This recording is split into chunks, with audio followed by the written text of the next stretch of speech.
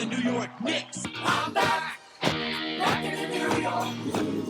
Well, it's the Knicks. New York. We are the New York Knicks. New York. For this new season we're about to enter, the Knicks taking no shorts just like winter. New York, New York. New York be about the Knicks, huh? But the best thing about New York City is K-N-I-C-K-S. Everybody say go New York, go New York, go! Hey everybody, welcome to the New York Knicks podcast, episode 496. We've done way too many of these things. I am Jay. Oh my God. How you doing, Mark? Good. How are you? Great. Yeah. So we are. I don't know if you want to do your intro thing, Jay, but we are going to do a podcast with the New York Knicks, the Knicks Rewind podcast. We're gonna do a collaboration. We recorded it already. We're gonna talk a little bit, and then the rest of the show will be the collaboration. Right. So, yeah, just before we do that, I guess I'll do all our other stuff. Go to lineups.com. We are part of the Lineups Podcast Network.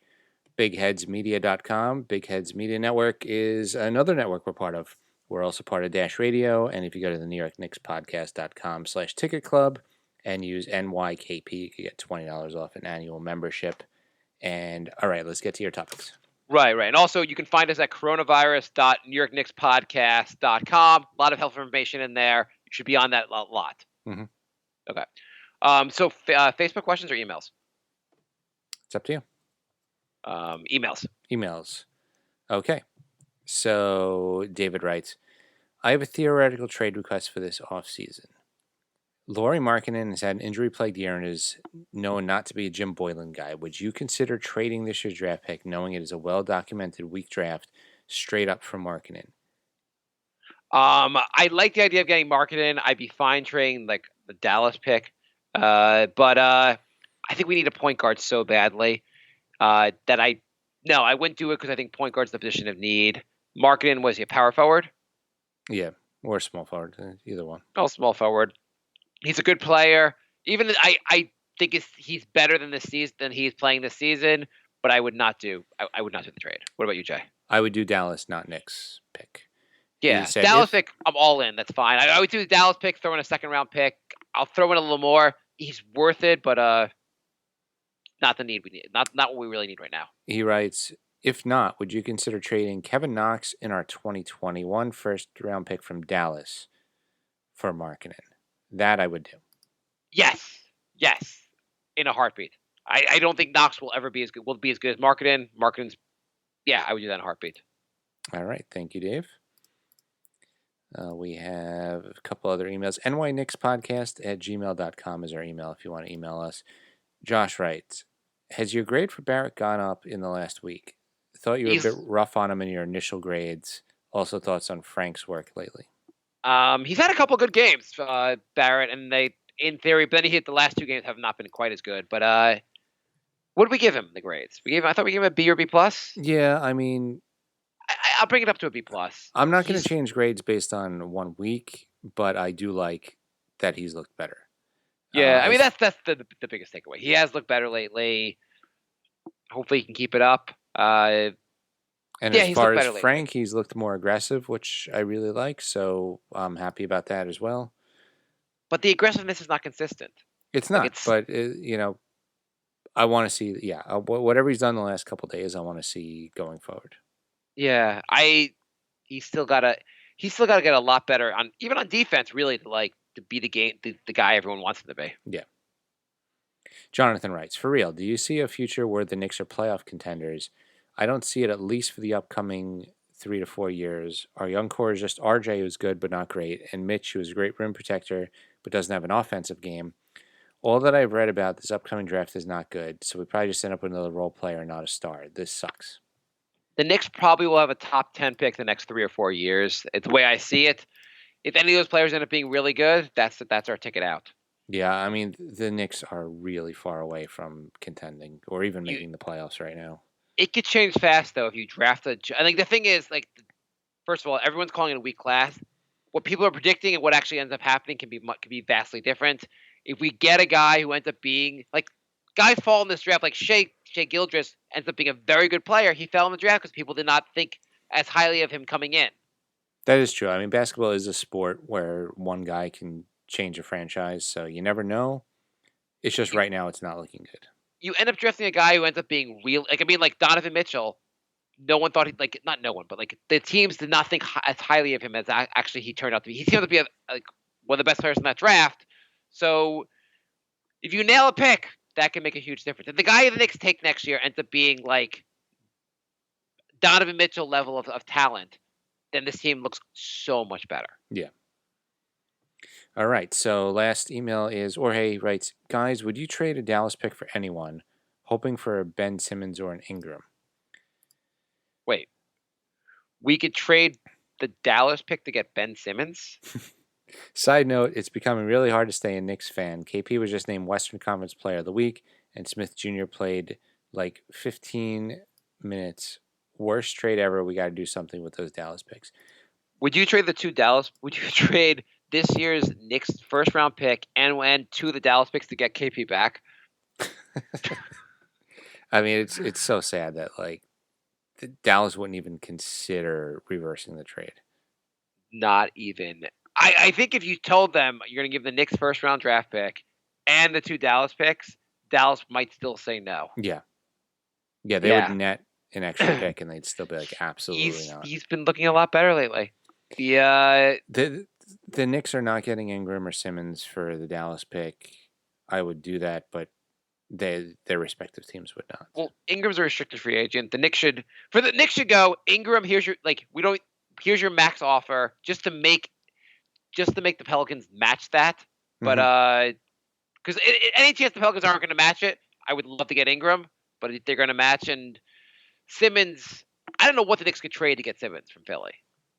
I don't either. The Knicks don't have that many assets that are really worthwhile without putting all your eggs into one player and having nothing to build on. You know, you can't trade all your draft picks because the Knicks are not one player away. So you can't trade everything for one player and then just have that one player in a crappy team.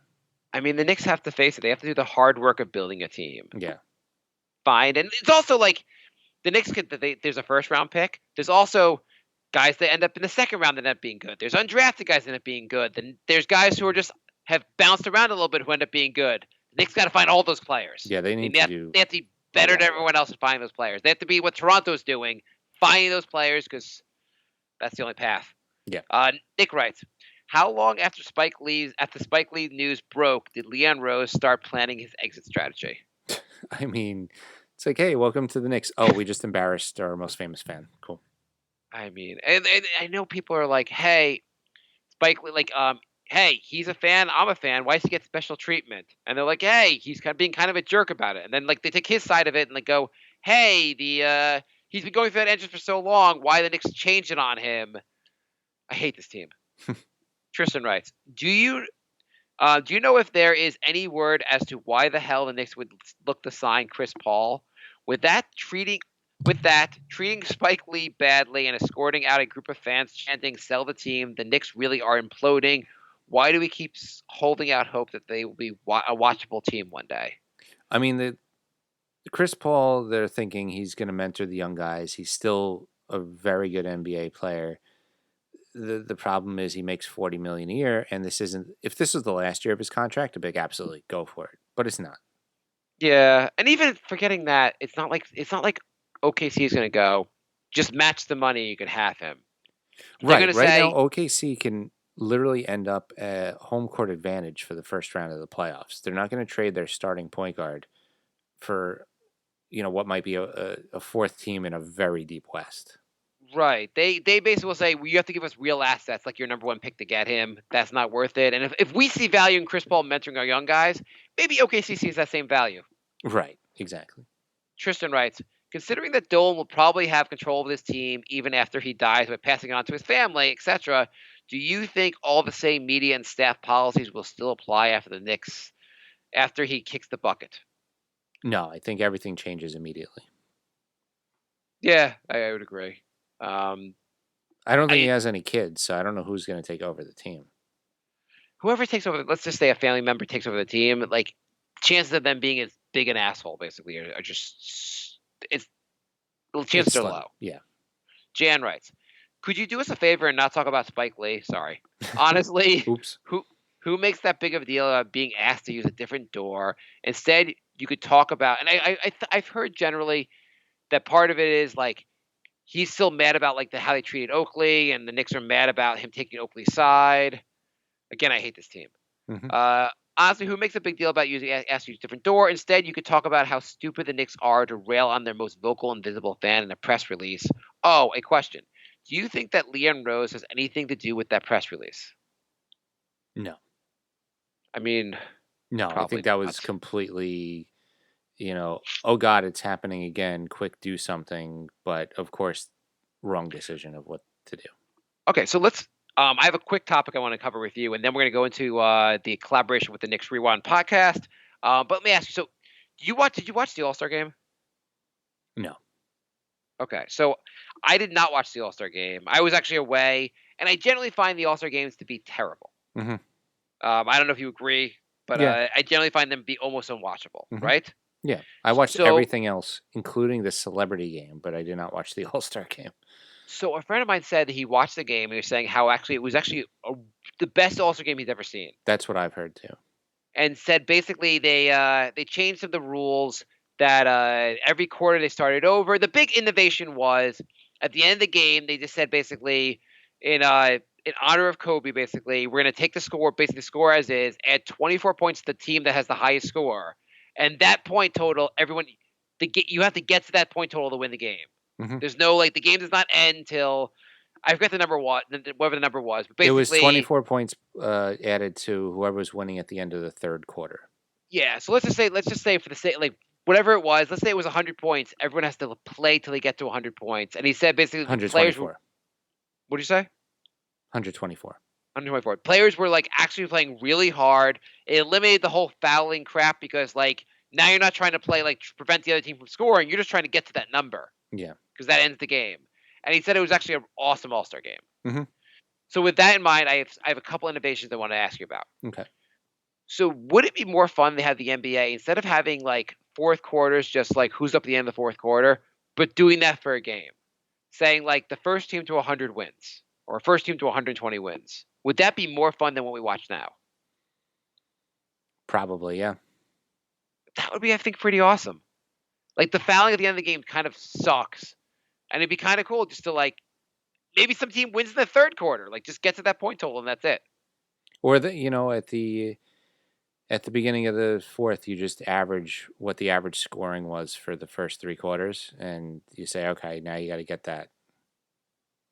Oh, so basically, teams up 75, 70 points, and then you have to get to 100? Yeah. Or maybe just add 24 because we're going to honor Kobe for the rest of the time. Because he's the greatest human being ever to live, yeah. But it'd just be kind of cool. I don't think they'll ever do that for a game. They're not going to change that. But why not do that for overtime? Say the first team to 15 in overtime wins the game. Yeah, that would be good. That would be such a better overtime than what they have now. It would. Okay. So the other ones I had innovations. Apparently, these are from the leader of North Korea. He had some ideas of how to prove he's a big NBA fan. If everyone remembers, a number of years ago, Des Rodman went to visit North Korea, and Kim Jong apparently is a huge fan. Yeah. And this was on it might have been on the Ryan Russillo podcast or the Zach Lowe podcast. They talked about it. But so Kim Jong, I think, is absolutely nuts. But his ideas for the NBA, maybe the NBA wants to offer him a job. I like some of his ideas because I've been thinking about.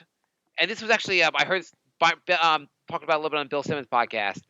The 3-point shot, it gets annoying. Everyone just shoots 43s a game. The game gets less and less watchable. Mm-hmm. Do you find that being an issue? Yeah.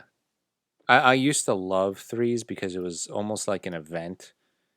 Think about Larry Bird. I know I bring up Larry Bird a lot, but you think of him as this really good 3-point shooter. He took 3 a game. Was it really only 3 a game? It was very, very few. Wow. It's just insane how many people chew. And it's just Shoot a three. Got to go to the other side. Shoot a three. Go to the other side. Shoot a three. How do you? So what do you do about this? Like, how would you? Like, is this a problem the NBA should address? And what would you do if you were going to address the problem? You know what? Larry Bird only averaged 3 a game 3 times in his entire career. What? 3.3 was the most he averaged. Attempts, not even makes. Holy yeah, because he was. What was his shooting percentage? I don't have it. 37.6. Yeah, people. The way they talk about him, you would think he would be a legend from 3. His first 4 years, he was terrible. He shot in the 20s, and then he shot in the 40s the rest of his career. Wow. Yeah, the way they talk about him, like you would just have assumed he shot like 5 or 6 a game at least. Yeah, I think it was that when he hit them, it was always in like a big moment. You never saw him like choke in the playoffs. Okay, so agreeing that maybe the NBA has gone too far with the 3, how would you do you have any ideas? Because Kim Jong has an amazing idea. Really? Yes, but I want to hear what you have any ideas first. How to get players to stop taking a 3? Not stop, but just how to make it better, basically. I have no idea. I could throw out some bad ideas I have. Okay. So some bad ideas. You could eliminate the corner 3, make the arc kind of end at some point. So it would at least limit some of the threes. You could move the arc back a little bit, make some of the threes a little deeper. What about make the court wider? But what does that solve? You still have the 3-point shot. What do you mean? Yeah, but the corner 3 would be farther away. Oh, okay, yeah. Make that wider. Yeah. So you're basically making the three longer. Why not make the whole arc, like the arc, whatever it is now, move it back a little bit? I have a hard time like doing things like that because it messes up with like stats and. There's precedent in like other sports, like in baseball in the '60s, the pitchers would start dominating too much. They made the pitching mound lower because they were like the pitchers have too much of an advantage. We need to make things a little more even. Guys have become too good at shooting threes. The game's a little less fun, and the point of this really is to make it just entertainment. Let's move the 3-point line back a little bit, and guys aren't going to be quite as good as 3. And if you're not quite as good as 3, it's not as valuable to keep taking them. Right. So what do you think about that? It's all right. It's not bad. Okay, here's the NBA will never do this, but here is I think an amazing idea. Okay. The threes stay the same. You don't touch the line, but you also make a dunk worth 3 points. No? I don't know. You're gonna build your team a little bit differently. Now you see the 3-point, the dunk is just as valuable as the 3-pointer. And so you're gonna like change the dynamic of how you build a team and what shots you go for. I mean, you're counting layups too? No, just dunks. That's weird. Well, because the whole point is that a dunk is the hardest. If you're going at the rim, the dunk is the hardest thing to do. But a layup is the same thing as a dunk. Get a dunk though.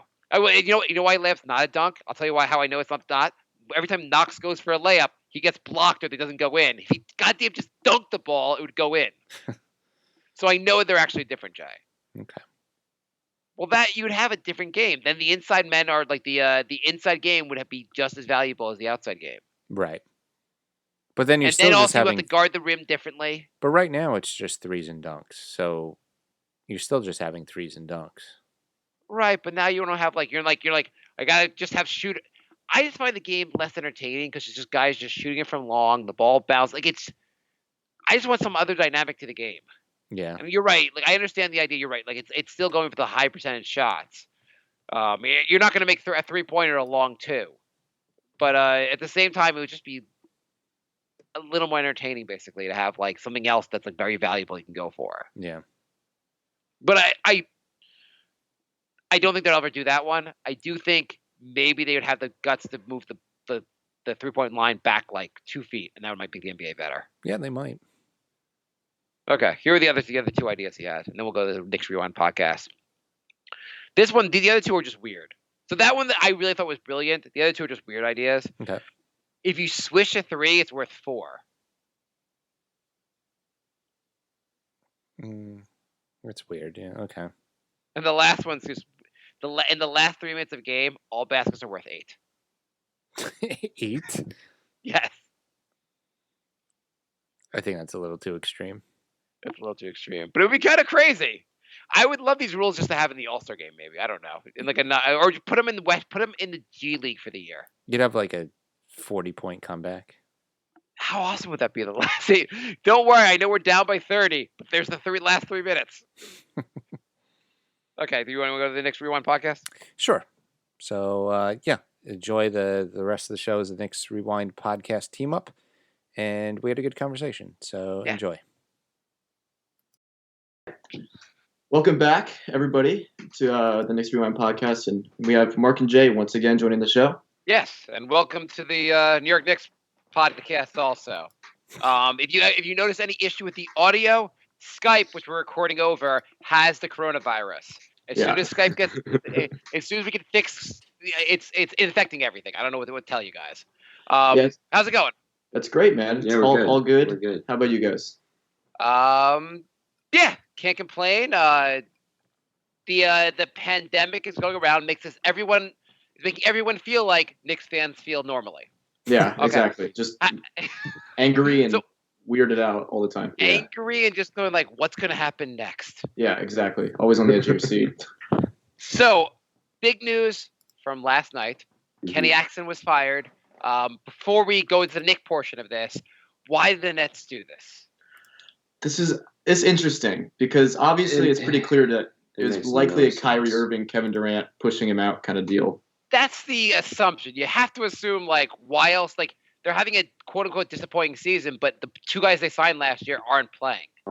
Yeah, and it's not a great team, really, without them. It's like a good team. It's like an average team. But right. You lose your one of your better players from last year is now in Golden State, and you replace them with Kyrie Irving not playing. But what do you want from the coach?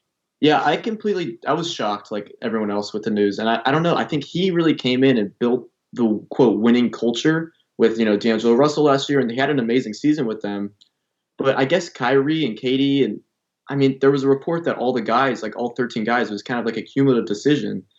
And it's just shocking to me. I mean, like, I just don't get also how you base that off the players, though. I mean, like, it sounded like, but from what I've heard, like, I've seen interviews with LeVert and Jordan, and they all sounded like super surprised about it. Like it wasn't necessarily like LeVert sounded like he had a great relationship with him, and a lot of other guys did too. And like if you think about it, like Dinwiddie, Joe Harris, like got fringe roster guys before they came to the Nets. Like those are guys that would likely be playing in Europe. Right, those are like the guys that you want, like the Knicks. Like you want them to bring in guys like that and develop them. Like that's what developing is. Taking guys who are not necessarily like. I can't say they're star players, but they're very good players now, and they were not when the Nets got him. Right. No, not at all. Yeah. So it's. I guess if you look at it, Kyrie and Durant saying, "Hey, we don't think he's the coach for us. We're all going to be healthy next year. Let's bring in the coach we really think that can lead us." I guess. Mm-hmm. Would you guys want to see him join the Knicks staff?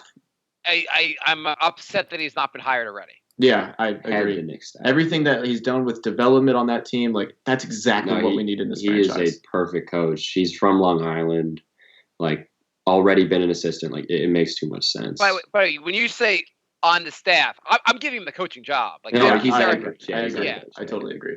Yeah, not like Thibodeau's leading assistant. Like he is the head coach, and he's going to get a head coaching job this summer somewhere. I mean, we'll take the Nets sloppy seconds. I'm totally fine with that. The Nets, whatever. The Nets, they're not an amazing team, but they've done development. We're not doing any development. We need someone to take us in the right direction. No, and he's a good culture guy, and he's proven that, and he's already an assistant with the Knicks. And I think bringing him back as a head coach, like, I think that's a no-brainer. I mean, I guess but they had a team that was attractive enough, like for Katie and Kyrie. I mean, he built that out of nothing. Like a lot of those guys came from nothing.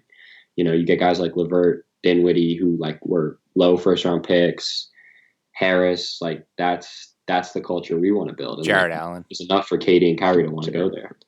I mean, you can give obviously Marks gets a lot of credit for this. He's obviously assembling the roster, and you could say maybe he's finding the guys who are undervalued and Kenny's taking to the next level, but and obviously the combination. But Atkinson's I just don't understand the firing. I think it's a ridiculous firing by the Nets. Do you think it was just weirdo Kyrie, most of it? I mean, that's that like keep it simple. Like that's probably the explanation. Yeah, Kyrie is like, I don't get it. He never plays Durant. He thinks the No, Earth is round. He can't be my coach. So I think that was I would say Kenny would be my number one choice, right? Well, I guess who are your number one choices, or what like who do you want to be coach next year? Do you have any like Kenny? Right now, it's probably Kenny. Should the Knicks wait to the offseason, or should the Knicks do it right now? Off season, I think you wait.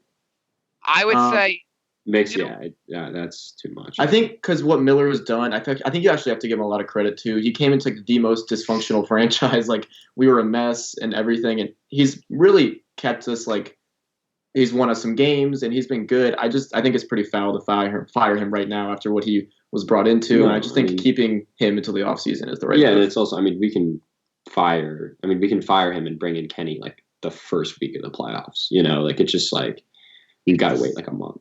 Well, except that if you do that, then the other teams that are looking for coaches are all competing for him. I wonder how many teams are going to be looking for coaches. Yeah, a lot of teams have a coach right now that they're happy with. Like I'd say most. Mm-hmm. Like the Bulls might fire. Every year, 6 or 7 coaches get fired. It happens every year. Yeah. So there's going to be a bunch of teams that we're competing with. Why? And I totally respect the Miller, whatever. I might disagree some of his decisions. I get he's trying to win, and he's done an admirable job. He, in many ways, deserves a shot at the. He should deserve to be considered for the position. But the Knicks clearly aren't that interested in considering him for it, or not making. It sounds like they're ready to move on, and I don't want to necessarily fire him right now. But I think there'd be a big benefit to getting a head start on the coaching search. I don't think so. Interview Tibbs right now. Interview Atkinson right now. Make your decision. No, I don't think so because if the Knicks want a guy, they can offer more money than any other team. So you don't need 3 coaches in the middle of one season. That's dysfunctional. Well, they can also offer like the most dysfunctional organization. So at least like you're like, here, we're going to offer to you right now. You don't know what the coaching possibilities will be later on. We're offering you right now. The season's not even over. You can have this. We'll let Miller coach the season out, but your job, like the contract will start the day after the season starts. I just want to point out, I'm really I really hope Miller is on this coaching staff next year. Like it's unlikely he'll be the head coach, but from what he's done, like I want to keep him on the roster. Like with the our defense. I mean, like our defense is like good now. Our offense is god awful, but like defense is not good. It's been good. It's been good the last like month or so. Like really good. I don't know. But we're like last in the league in offense. We're actually top 10 in defense. Offense is terrible. Have we been top 10 in defense? Is that true? Yeah. I think actually top 5 last month. Top 5? Yeah. Okay. I have not been looking up this. I didn't think the defense has been that great. Yeah.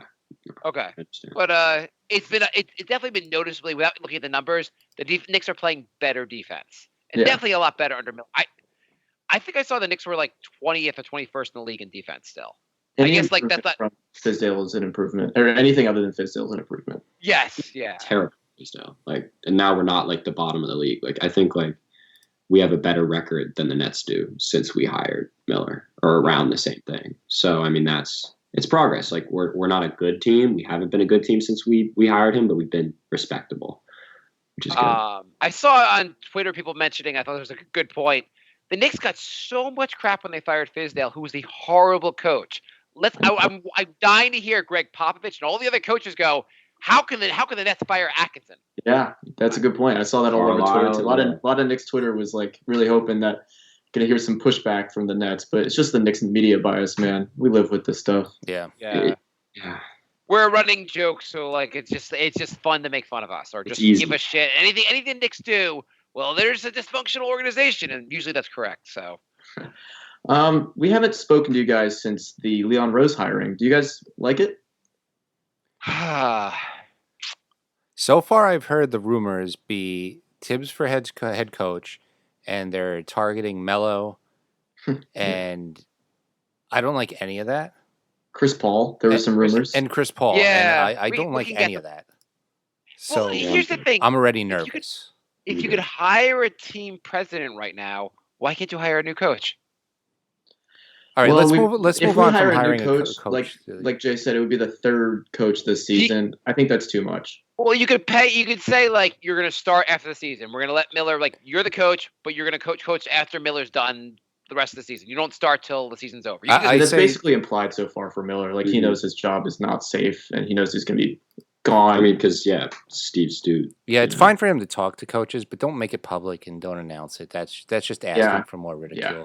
Okay, fine.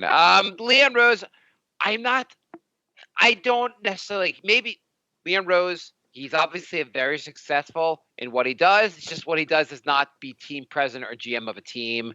I don't know if we need a guy that's really. If you talk about what's important to this team, I guess there's two areas. Is the more important thing being able to lure free agents, or is the more important thing be able to spot talent, draft well? What's more important to the Knicks? I think spotting talent comes like in a process, like before we're able to lure free agents. Because if we're not going to have talented players, no one's going to want to come here. Like Melo and Chris Paul make no sense for where the Knicks are as a franchise right now. Yeah, I don't even know how real those rumors are, though. I find it so weird. Everything the Knicks are doing, the Knicks are like, we've been terrible for the better part of a decade. Fans are getting angry. What do we do? How do we fix this? We bring in a marketing guru. Yeah. Why just get better players and try to win games? No, we got a marketing guru. And you know what we're going to do? We're going to attract big-name free agents. Why do they want to come here? You're a bad team. Why don't you guys just fix the fundamentals? No. Forget the fundamentals. You got to – the Knicks basically – I don't know what their drafting department is, but they probably should fire most of their scouts or just get new scouts. I bet they're going to. I bet he's going to revamp the whole scouting department. It's impossible to tell what Leon Rose is really looking for in his players. And I think the first thing we'll see, obviously, is the draft and like what kind of guys he's looking for and what he wants.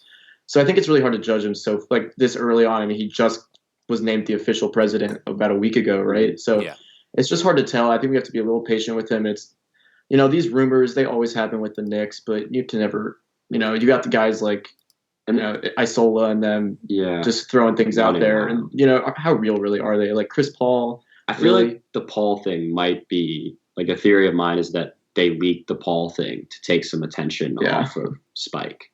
Right. Or maybe they just want to see what the fans think. What the reaction. Like trial balloon things. Let's see. Yeah. The Rose thing. So I have no idea.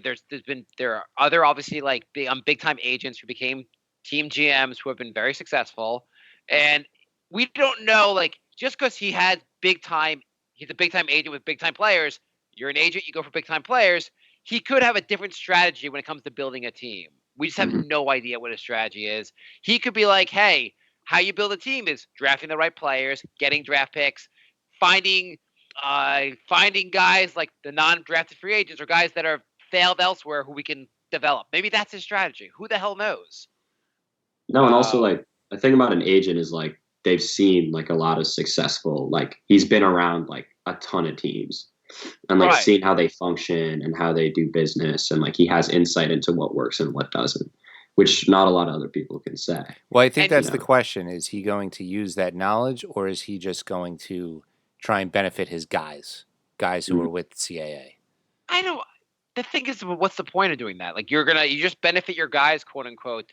But because the Knicks fire, you're going to go down as a terrible GM. Because the Knicks fire the GM every the 2 years. President job, you're looking for more than just your agent guys succeeding, right? Like I think if you pick up the most valuable franchise, you're looking to win games and build build a winning team. Like I don't think he's just coming in to boost his player or his client because he's technically not affiliated with CAA anymore. He had to leave the organization to do this. Well, true, but he also knows that the Knicks fire the GM every 2 years, so he doesn't want to burn any bridges either. Yeah, I am sure he's rich enough that I'm sure he's rich enough that his great grandkids never need to work again. So I think it's more like I reached the as high as you can go in this profession, pretty much. I always want to run a team. I can build a better team because I know what the teams are doing wrong. I want to take this next challenge. Mm-hmm. I mean,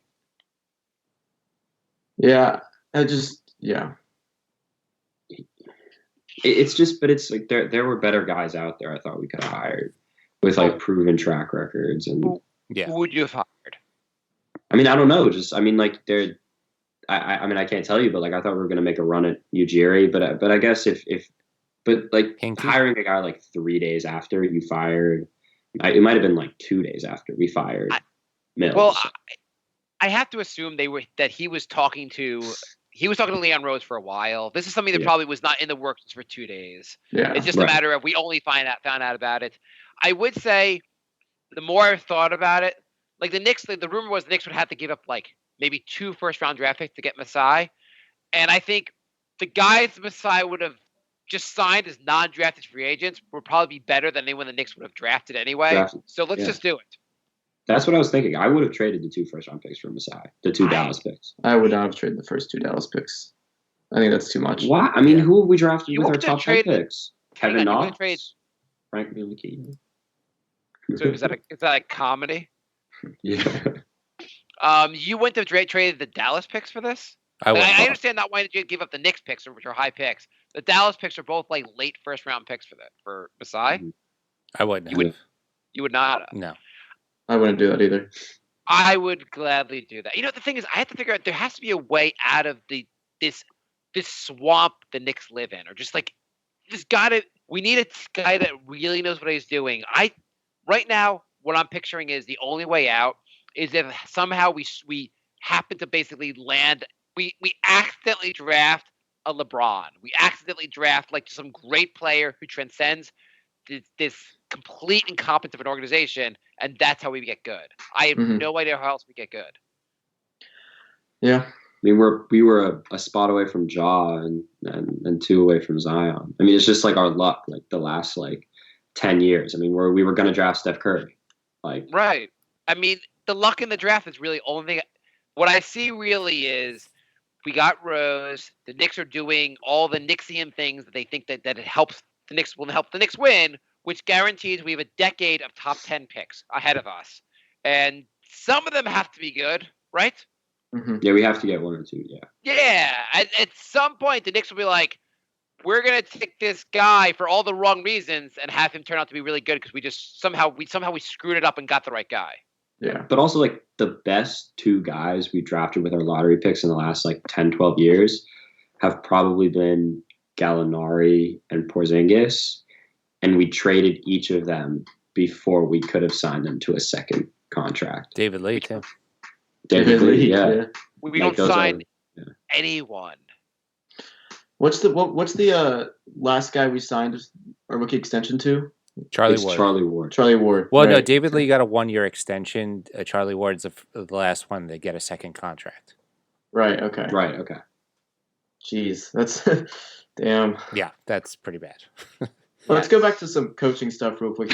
We said, Let's go back to something not as depressing. Yeah. Yeah, this So 90s. before Charlie was the- before Atkinson was fired, Thibodeau's name was coming up a lot. What do you guys think of Tom Thibodeau being our head coach? I'm good. So we've been talking about that.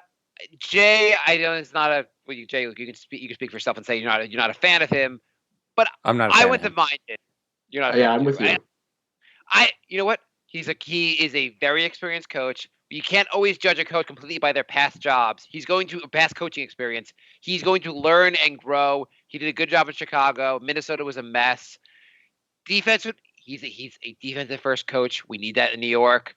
I would be down with Tibbs. It's not my number one choice, but I'd be totally fine with that hire. I'm just worried he's a little outdated. That's what I Like was a just about little- to say. I feel like the NBA has changed a lot since Chicago, and he got a taste of the new NBA with Minnesota, and it did not go well. Yeah, Minnesota was also a really weird team, though. You had the whole Jimmy Butler drama. Like, how much of that really is his fault? You had Wiggins on this massive contract who's just not playing well. And a lot of that, yeah, sure, it is coaching, but, you know, He had a lot of talent. he had a lot of talent. And when Jimmy Butler was healthy, they were like the 3rd seed in the West. Well, I think part of it also is your star players have to buy in and be really up for playing defense. Wiggins and Towns are not up for playing defense, No. which probably also the reason Butler got so mad because he couldn't stand the fact that the star players of the team weren't working as hard as he expected them to work. Yeah. I also don't And like his I think six-man that's hard rotation. to put on all the coach, you know?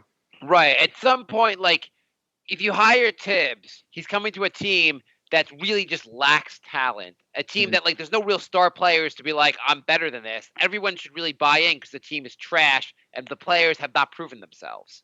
Right. But like back when Tibbs was successful, like games in the NBA, like the playoff games are like, it's like 75-70. Like those were the final scores. Like games were like low 80s, high 70s. And like the league has changed so much since then. And like Tibbs was a great defensive coach, but like if anyone can get Towns and Wiggins to play defense, it's Tibbs. And like it's kind of just surprising that like they didn't do that and they were so bad. And like I wouldn't hate like bringing in an offensive minded coach and just keeping Miller on the staff, you know. I mean, And, that would be reasonable. If you hire Tibbs also, you want to have him like have an offensive coach also, like an assistant that really like handles the offense. Yeah. I think it's fine to do what I do. But you know what I really just don't want? I don't want a coach that goes, "This is my first day my first day coaching." Yeah, I want an experienced guy. Yeah. I think it's such a huge mistake with a young team to have a coach learn on the job. Yeah, I that's think- a good point. the thing is that like the Grizzlies brought in one of those guys this year and he's doing great. Like it's not like Atkinson did great, you know, like it's not like Nick Nurse. yeah. Right. Yeah. I totally understand. I think it's just more of a gamble with a guy that doesn't have experience. And you really want a guy who gets it how to coach from day one. And it can work out. But I mean, like Memphis is working out partly because they also have like just a ton of talent. With like Yeah. Ja has been so good. Yeah, but do I you have think any? I just any, don't want to get the notification that we hired Mark Jackson. I think the Nets are going Right. to hire Mark Jackson. That would be so They're going to hire funny. Mike Jackson or Tyronn Lue. I If they hope so. hit Mark Jackson, that would be the funniest thing. I hope so. I bet it'll be Lou. That's going to be the Yeah, next coach. that's what Kyrie wants. I think the Nick Nurse example, Toronto was just so good already. Like I think the Knicks are just such a lack of talent. They need just the fundamentals. And a Mhm. coach that comes in that's already had experience in this. And there's always a chance that Tibbs has been watching the NBA and learned from his mistakes in Minnesota. Yeah, I'm sure he's a smart guy. Like he knows how to adjust, but it's certainly risky. I mean, I think we have the best of both worlds on the market right now, and that's Atkinson. Like, Right. a proven like kind of winner, like won with a team, Development. built them, developed them, was a really good assistant on some great staffs. Like he worked with D'Antoni, he worked with Bud. Like that is the guy that we should hire. Like, give him a blank check. I would completely agree with you. I'm totally down for that. Here's the question though: is Rose going to hire a GM first before the coach? Is there going to be? I assume there's going to be a. He's not. It's not just going to be Rose. He's going to have a GM working under him, right? Yeah. No, he will. I don't know if Perry's going to stay on. Perry's really, really working hard to. You see the clips of Perry like laughing at every single joke that Rose makes. Like he's just sitting next to him, just like kissing his ass so hard. I think it's insane to keep Perry. I am so down for firing Perry. Yeah. I know people are like, well, he's been fine. He hasn't been. Oh, and you blame Mills for all the negative. What has Perry done? Look at the team. Look how You gotta bad sweep. the You team gotta is. sweep the house. You gotta get everyone out. Agreed. You got to sweep the house. Perry clearly isn't doing enough to build this team. Mhm. He's not. He's the guy going, hey, we don't need to sign any 10-day contracts. We don't need to try to find any extra talent. There's enough talent on this roster. If Mm-hmm. your mindset is there's enough talent in this roster, you should not be the GM of this team. This team He's the is guy such going a that lack- we should start Payton every game. No, he's like the biggest Alfred Payton stan in the world. He drafted Payton. Yes, that's true. I want to defend Peyton here because there's so much crap you see. Like after some of these games, they're like, "Oh my God, Alfred Payton! I can't take another moment of Alfred Payton. He's fine. He's a fine legit backup. Yes, he's a legit backup point guard. He knows how to run, and people are like, "Oh, he's passes to Julius too much." Whatever. He knows how to run and play point guard. He's not a great point guard, but on any team, he'd be a very solid backup point guard. What's his name? Moutier looks solid as a backup point guard. You just can't be like, this backup point guard's not an amazing starter because they're just not a starter in the first place. Yeah, it's just hard when this team is just so derived of any talent. Like Peyton is probably the number one guy. He's the guy who probably should be starting, but it's also hard to win in 2020 if your point guard shoots 60% from the line and can't stretch his game out to the 3-point line. I mean, it's also like Peyton is he's a flashy stats kind of guy. Like he picks up a lot of assists, like so on the one hand, doubles. I totally agree that he sometimes has stats that are maybe a quote unquote empty. But you know what? He does get assists, and if you want to defend Frank and say Frank's so much better, Why is Frank not getting assists? If he's going to be your point guard, he should be able to get assists. It's a basic stat. I can't remember. Are you guys anti-Frank? We're fine with Frank. It's just we're not. Oh my God, Frank's amazing. I think Frank really, his ceiling really is a backup point guard. Also, I like to say we're Frank realistic. yes, That's fair. You guys are Frank. We're Frank trained. Frank We're full on yeah, Frank. Very optimist. You think Frank? Frank can do it. You man. okay? Put the right draft guys com- around Frank. Like It's game-changing defense. kid is gonna flourish. I still believe. I'm still on it. Okay, this year the draft comes. Are you going for a starting point guard? Yeah, Forget. Let's say you don't get the 100%. first pick. But I don't know who there is. Like I watched Cole last night against Duke, and he was terrible. Yeah, I don't want Cole. Yeah, he had I understand he had a bad game. But the thing is, though, you can't say Frank's amazing and at the same time go, this team dire need is we need a starting point guard. Well, no, you can This say is Frank's a good and good he's not a point segue. You guard. guys want to do some draft talk? Sure. So, if we get the number 1 pick, who are you taking? Anthony Edwards.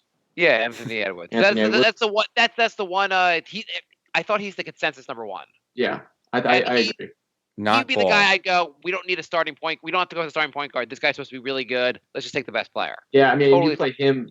You put RJ at 3 and then Ant-Man at 2. Like that's a pretty deadly combo. No, and those guys are interchangeable just because of how athletic and like strong they are. Like Edwards has an NBA body, and he's uber athletic. I would if- be totally down for that. And you could talk about bringing in Chris Paul or just finding someone else at point guard, but that'd be great. I'd be very happy to get him. What But about LaMelo? No. LaMelo can't shoot. Why? Yeah. Why do we have to only go for guys that can't shoot? Yeah, The whole roster can't freaking shoot. It's unbelievable. We have some of the basketball team that can't shoot. we I was never have listening- shooters. I was listening to You guys heard about the French kid, Hayes? You At all. lost me at French. Okay. Do some research. He's a lefty. He's pretty good. I don't think I meant that. I don't feel like drafting a French. Oh, French. guy. Yeah, you don't want Yeah, to draft another Frank. Yeah. Yeah. Well, Frank and the previous French guy. Yeah. I know, and so as far as Frank, my feeling is he's a guy that should be able to contribute 20 solid minutes a night and be happy with his performance. He'd be a solid backup, and he can sometimes have game-changing defense. If he can be more aggressive on offense, he can grow. I just don't ever see him being really a solid starter in the league. No, Frank should like come in for 20 minutes a game and exert like all his energy on defense and just focus on just that, and then like making like 1 or 2 open threes a game, a couple drives and passes. And those guys Like, are that's all you definitely need. valuable in this league. Like you need those guys to win games. Yeah, Pat, Like- that's his ceiling. He definitely does a lot that you can say he has value. It's just that he's just not the value that we really need in the team as far as like a starting point guard. Oh yeah. He also no, isn't as good at those things as like he needs to be. Like he's not as good of a defender as he needs to be. He's not as good of a shooter as he needs to But be. what's so exciting about him is the tools he has and the flashes that he's shown. Yes, and when we get to listen, it's been only 3 years, 17 years in, he'll have developed all those skills. At Mhm. some point, At some point, it has to. I mean, come. he hasn't scored a 20-point game in the NBA yet. yeah, you know what? There's like 7 guys who were undrafted this year who probably have done that. Yeah. I mean, Yeah. Kadeem Allen did that last year. Yeah, so there's a lot missing from. You watch him; he's not a great point guard. It's nice when he gets aggressive. He just seems like too raw for 3rd year in the league. He's still very raw. Yeah. No, that's a fair assessment. And He I picked 2 know- of the most raw prospects. Oh, you mean Knox? Yeah. I Knox think- is raw. No, I think Knox is fully developed. This is it. He's Not a good NBA player. That's it. Knox is not good at basketball. Yeah. He's Do you- great do you- if you go to take it to Rucker Park, he'll fucking dominate there. But in Yeah. the NBA, he's not a good NBA player. As for the rest of the season, what are you guys hoping to see for Knox? Like, are you hoping to see anything different? Like, do you think you'll see anything different? I don't know. I mean, watching the Pistons game today, it seemed like he was actually trying as hard as he possibly could on defense, and he actually got a block or 2. Like, I mean that. Like, Yeah, he got a block, and then he hit a 3, and then he got another block, and I was like, wow, okay, Knox, yeah. little two-way forward action. Like, The only thing is though with like defense, Even guys who are not great defenders in the NBA, they can guard 1-on-1. They can get in a situation where they get a block shot. It's the team defense which is complicated, which you're not. I don't see Knox ever being in the right place where he's supposed to be on every play. Well, one of those blocks was a help defense block. Okay. So that's awesome then. Great. Yeah. I'm glad Knox did that. Do you think Knox will ever be a good defender, Jay, or an average defender? No, but the question was, what do I want to see, and that's what I want to see. Yeah, I agree. Fine. I completely agree with you. Knox Do you think? I totally think Knox should get a ton of minutes going forward and play all the young guys, because what else are we doing? Well, what do you guys? No, I'm definitely on the play the young guys. This season's definitely a wash. I still don't know why Gibson is starting over Mitch. That's got to stop now. Yeah. I mean, I get some value of. I don't care if Gibson plays. I think Mitch should just get 30 minutes a night. I don't understand why not. He's having a good game tonight. He's got 10, 8, 2 blocks, and a steal. Mitch should just play until he fouls out every night. But honestly, why not? Yeah, exactly. Like it's not 5 fouls. 6 fouls are fouling out. Play till then. There was a rumor that the Knicks were thinking about trying to shop Mitch this summer, on Twitter at least. That's no way. I never heard of that. It came from kind of like a weird Clutch Sports or something like that. Yeah. I mean, I don't know. I wouldn't get too caught up in that. The theory was the Knicks need like a star point guard, and they're going to they would trade Mitch to get that point guard.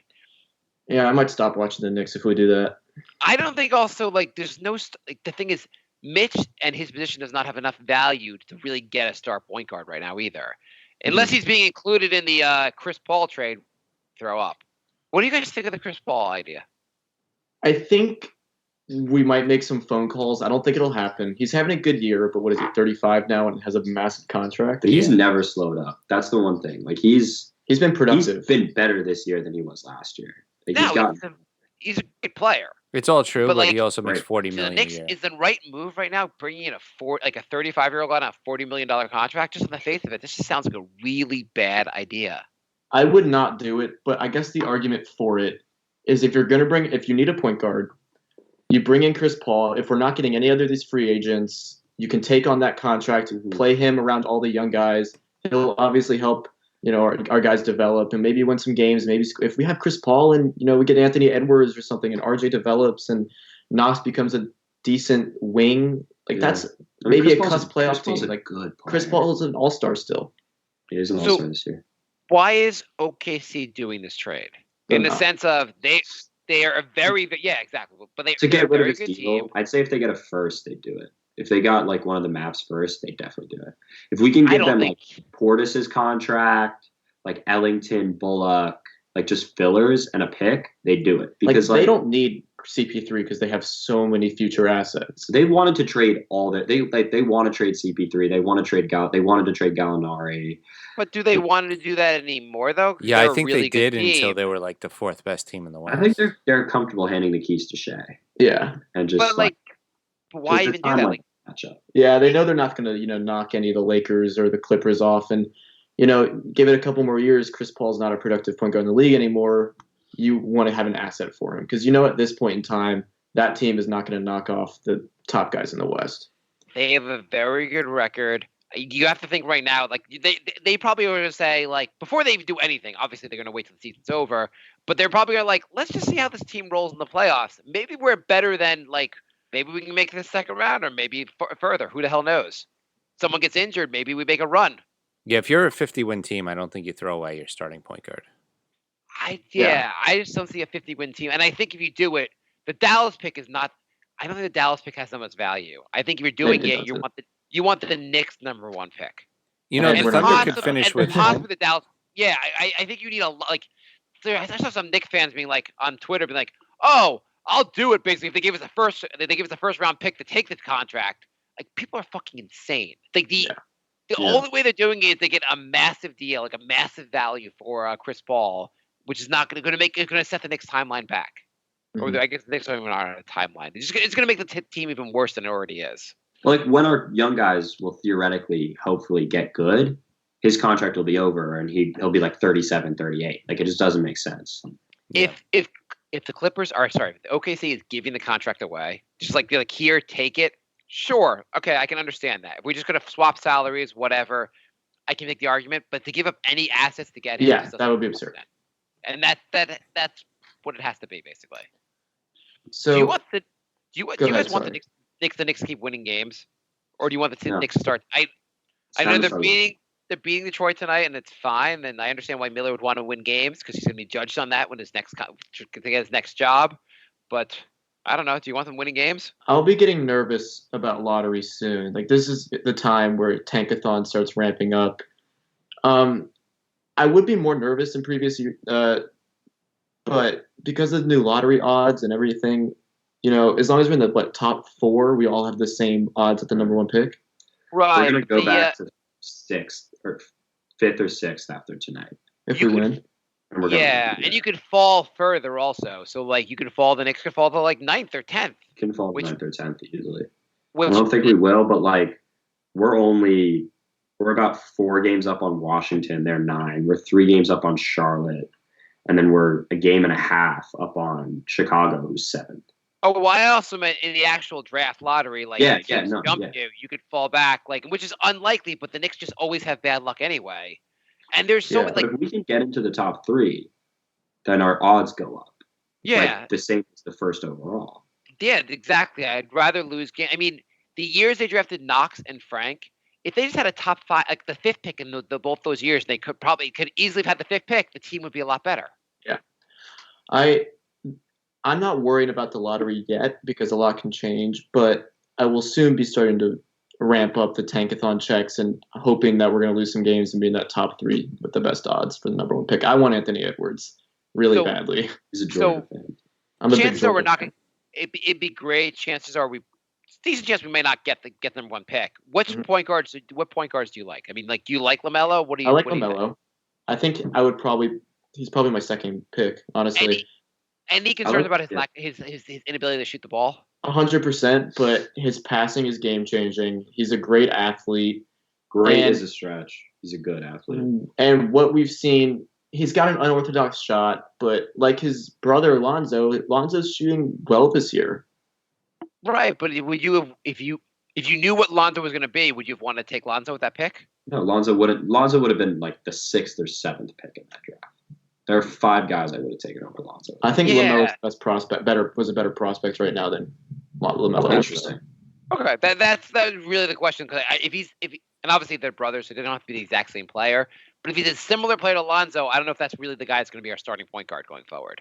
Yeah, I'm not gonna lie. I'm not watching all these New Zealand basketball games, but from what I've read and what I've watched Highlights, yeah. from highlights, and that's hard to get He's a an full scouting incredible report from passer. highlights. But his passing is game He's an changing. incredible passer. Yeah, well, that does sound pretty darn good. Anyone that would be great.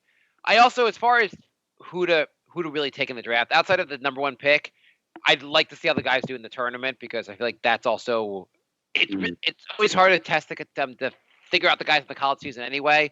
And the tournament, let's see what they do in the big games. Ja was fantastic last year. Yeah, Yeah. I mean, I think they went out in the second round, or But yeah, he had 17, 15, and 10 in the first game. yeah, he looked awesome. I mean, I would have loved to get Ja because I remember also during the season, some people were they were unsure about Ja, and then he had that performance in the tournament. And they were like, okay, he has to be number 2. Mm-hmm. Do you guys want to touch on the Spike Lee drama? No, Yes. You do really want to touch it? Now we have Knicks drama, which both sides look ridiculous. I don't know why the Knicks he's Spike Lee, he's your big fan, you want to be celebrity rogue, just the whole thing is insane. I mean, my take Well, is even if Spike Lee was wrong, do you want to have another incident with a famous New York fan? Why did we respond to it? Yeah, Yeah. just drop it. With the photo of him and Dolan and the photo of the entrance and it all makes it worse. And everything. we always make it work everything for worse. ourselves. Yeah, it's just you don't. Didn't Why does we just everything hire have a to new be PR guy? Did we? I don't know. I have No, to. I think the PR guy is Mr. James Dolan. I think that is who. Because, I mean, if we hired a new PR guy, he should have been like, hey, let's not try and Zapruder film this Spike Lee incident. I Smaller just don't want PR to. guys wouldn't do that. I don't know how this got out of control so fast. Yeah, it's just we can't have one like the night before we beat the Rockets in a fun game. Like RJ hits a game winner. The next morning I wake up and I'm just seeing like him on like Spike Lee on First Take, just like screaming. I'm like, why? Like, No why one can't I needs just like that. be happy for 14 hours? Yeah, everyone has to talk about it. I really don't want to hear about this story. So they're like, well, Spike Lee has his side. The Knicks, maybe. I'm like, I don't want to hear anyone's side. This is just a crappy story you don't want to hear about. Yeah, like can we just move on? Like, That should have been a behind the scenes thing that was immediately resolved. yeah. Hey, Spike, you 100%. buy every game, tickets for every single game for 30 years. Even if it was your fault, like, let's move on. Yeah. It's like basically it's like your parents always fighting, and then one day they have a fight, and your dad's trying to explain his side to you, and you're like, "Can you guys just stop fighting? I don't care about your side. Just stop it." Yeah. Yeah. You're embarrassing us. Yeah, it's an embarrassment. It's like that Knicks PR Twitter account is just bad for my mental health. So It's just embarrassing. on a more relevant issue or just better issue. So part of the season, we were declaring Marcus Morris to be freaking awesome, and we're like, "Oh, this guy's really good. Maybe we should keep him." And there's a lot of talk. Maybe we should bring him back. He's been gone for a little while. How do you feel? How do you feel? Do you think it's really affected the team that much? No, I don't really think so. He's not even playing that well with the Clippers right now. And we haven't even been that worse. He's shooting. He's shooting 40% with the Clippers, 30% from three. Which Maybe is a his significant stats were just decrease. overrated because he's on a bad team. He did the same thing last year too. He started out like blazing hot, and then eventually cooled down. So I mean, like if you want to bring a culture guy back in and you're not spending a ton of money on him, like sure, bring him back. Like I don't really mind him. I think he, I enjoyed watching him while he was here. He won us some games and he honestly made us somewhat relevant for some games. But I'm not dying to bring him back. he was 0 for 9 tonight against the Lakers. The Lakers, yeah. But like in some ways, he's one of those guys that's like he's good on a bad team. Put him on a good team, he's not that great. Maybe we should stop overrating these guys and stop like Morris. The Knicks signed Morris. He's like a guaranteed start. He'll get big minutes here. Why? Yeah, but I'm really happy with that signing though, because I mean we got a free Yeah, first round pick out of it. No, it was a great signing, great move. It all worked out well. I just don't think the Knicks need to be all in on bringing it back, or like, and they should also think about this and go in the future. Stop overrating guys that they're playing here. Vets that are putting up big numbers here. I'm not really thinking about bringing him back this summer, honestly. And if we do, who cares? Like it's not gonna have much of an effect. I just think the Knicks should, going forward, should stop going like, you're a backup elsewhere. You're a guaranteed starter here, and we're like, we love you because you're putting up empty numbers here. Mm-hmm. Was that a personal attack against Mo Harkless? Mo Harkless. He hit like 5 threes against Philly in one quarter. In one quarter, and then they were like, okay, let's not give you the ball anymore from three. And now he's starting. Yeah, it's all these guys who are like, I played 15 minutes elsewhere, and now the Knicks are like, he has to start. He just has to start. Yeah. It's like Enes Kanter was a career backup, and the Knicks were like, he's got to be a starting center. And he's like, I can only start, and they benched him. It was a huge deal. He was a backup at OKC. What's the problem? Mm-hmm. So we want to give a little Knicks update. We just won. We beat the Pistons. We're gonna win tonight. Only gave up 83 points. Yeah. Mitchell Robinson, 14 points, 11 rebounds, 3 blocks, a steal, 4 for 4 from the free throw line. He's 5 for 6 from the field. He's coming for Wilt's record. So yeah. So what's his shooting percentage for the season? I don't have it in front of me. 76, I think. What's the record? He needs to average about the same to beat Wilt's record. He's beating it by a couple percentage points, but he needs to get like 12 points a game, or else he won't qualify for like amount of shots. I saw that he needs to attempt, I think, 3.5 field goal attempts over every game for the rest of the season for him to qualify. Which he should definitely be able to do. Which he should, I mean, if Gibson wasn't starting, Wilt's record is 72.7, and Mitch right now is 73.4. But he needs more field goals to qualify. Are we the thing about this record though is, I mean, I guess it's also a different error, but like Wilt was shooting a lot, and Mitch is shooting very. He actually wasn't. No. In this season, it was the last season of his career. Oh, okay. So I don't have the numbers in front of me. Like, Yeah. how many points a game was he averaging? Let's see. He averaged 72.7. He averaged 13.2 points a game. Oh, wow. 7 Okay. shots a game. Mitch is taking 5.6. Oh, then this is totally fair. Never mind. Let's take out Wilt. Mitch is- Go ahead. Oh, sorry, I paused. And Okay. I don't know. No, he's an exciting player. What I'd love to see, two things from him going forward. Well, besides staying on the court, I'd like to see the Knicks do more to develop his offensive game. Yeah. Like he should be a little more of a. This would be the focus of the offense, but try to get in the ball in the post a little bit. Try some post moves out. You're a big guy. Let's just develop your game there, and let him take an outside shot. Or Yeah, I want to see it. I want him to attempt 1 3-pointer before the season ends. or even just shoot the ball from 15 feet. Let's just try a little. Let's Let's see it. Yeah, let's try a little something stretch new. your game. I mean, like, what's the point? These games should be experimental at this point. Mhm. Just like a little baby hook or like a drop step or like just. Oh my god, a baby hook would be so great. Yeah. Do you want to wrap this up by talking about some of the Corona stuff? Are you guys nervous yet?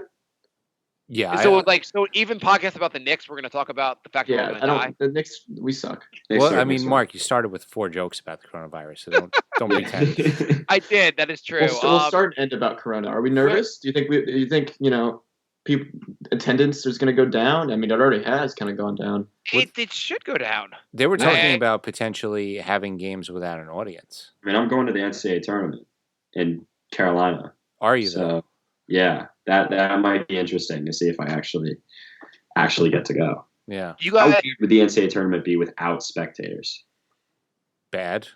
that'd be bad. I think LeBron said, like the NBA, but LeBron said he wasn't not up for playing without Yeah. spectators. Yeah, I mean, they play He's for the gonna play. fans. He's making He's gonna play, $40 but million a year for that. yeah, it's good. Yeah, do you guys think it's gonna hit the city and everything? You think It's going to city's hit gonna shut everything. down? I mean, they just got to shut down a school in Scarsdale. Like, you guys are in the city, right? I've heard Yeah. the city schools, like last resort, they really don't want to shut down the city schools.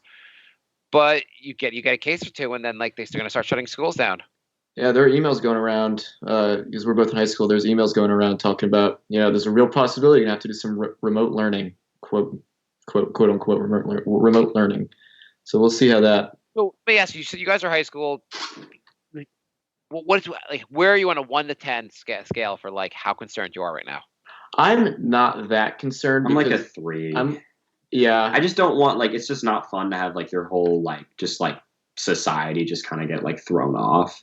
But like other than that, I mean, I'm not like too worried about myself. Yeah. I mean, I know that's not that bad for us or you guys. Like it's just like a bad flu, and I don't want to get sick like that. But I don't I mean, The numbers they talk about, like there's some projections, there's some projections out there that like from people in the medical field who have made I saw something online that like by end of April there should be over 1 million people in the U.S. that have it. yeah. Yeah, no, it's actually pretty scary, man. It's very contagious. Like I just don't really know where it's gonna go. It's like as contagious as a common cold. Like that's. I think it's more. Yeah, it's supposed to be 10 times. Common cold's pretty contagious. Yeah, I think this is like. I think this is more. It's pretty insane how much it could go. Like this is kind of uncharted territory, like so to speak. Like uncharted territory. Like we don't really know what's going to happen from here. Mhm. Yeah. Because they really they're at least a year away from having a vaccine. They said like it could be done in a year if everything goes right, and that doesn't ever happen. Mhm. And Trump is. He's butchering it. Yeah, To he say is. the least. But it's also even if like you had a competent president and he's not one. No, he's not gonna like. You guys want to turn into a political podcast? Yeah, we should. Yeah. Maybe we should. Let's wrap it up because I don't think Yeah, I don't know that's how right. much Yeah, how much that's how much the people are going like. You know what? I tuned into my Knicks podcast to hear about the coronavirus. That's really what I want to hear about. Yeah, That's exactly. what society has come to. Y'all have anything you guys want to say to our Well, listeners? Just to say one, like, just to keep a corona real quick. Mhm. Do you think the corona, like, forget the attendant? They like, do you think it will affect the league? Like, do you see any play, Yeah. like, maybe some of the players look at it? Yeah, I mean, some memos have been sent out to be more careful, wash hands and everything. I don't know what like the locker room scene is like with, how nervous players are, but I mean, imagine like a player gets it and a whole team is going to have to be shut down and everything. Like they can't go near him. Right. Let's just say let's say before the game today, you found out one of the Pistons, Tony Snell, had it, and the Pistons are like, okay, we're gonna like quarantine. Snell's gonna be quarantined. If you're the Knicks, are you gonna go play them? Well, The rest of the team's been around it. If they found out that one player on the Pistons had it, the Pistons wouldn't play because that's likely that another player on the Pistons has it. You just forfeit the year. Yeah. Right. I'm just like the whole thing is I'm thinking like one player has it, that whole team gets shut down. I'm not playing that. I wouldn't play that. In a basketball game, like people are sweating on each other. Yeah, no, of course. Like it just seems like that's the kind of thing. Like you're gonna say how it's gonna affect the NBA, just from the players. Like a team could be shut down for a good the rest of the season. Yeah. Okay. Yeah. So as far as your fans, don't get the coronavirus. Yeah. And I don't know, Jay, you have anything to add? No, thanks for having us. It's been fun again. Yeah, man. Yeah, thanks for coming on. Always. Thanks, guys, for having us. Yeah. All right. Well, we'll do it again. Maybe when free agency starts, and we can go over all the terrible moves the Knicks make. For sure. All right. Awesome. Thanks, guys. We really appreciate it. Yeah. Okay. Talk soon. Take care. Bye.